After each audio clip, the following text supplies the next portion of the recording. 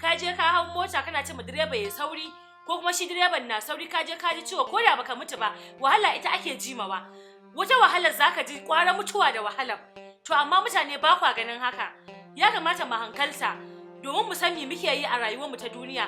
Ko Allah ya ce tashi in taimake ka, amma hakan bai sa mutane sun natsu ba. Zaka hau mota titi bai da kyau, musamman na arewacin Najeriya. Titunan mu ba kyau ke gare su ba. Sannan direbobi kowa ya burin shi ya ɗauki fasinja ya kai shi ya dawo ya ɗauki wasu. To wannan ba daidai bane ba. Ni abin da nake ganin daidai ne. Zaka hau hanya titi ka san ga yanda yake ka ba a hankali ka je inda zaka je. Sannan fasinja ku bar takura ma direbobi akan su sauri. Za ga wannan cewa ai wuri awa kaza ne zai kai ni, wannan motar bata da sauri ko ta yi delaying, wuce na hau mota kaza cikin awa 2 na isa wuri kaza. To wannan gashi an yi awa 3 kuna harzuka direbobi su ringa sauri saman titi, ga titi ba kyau, kaga direba na shura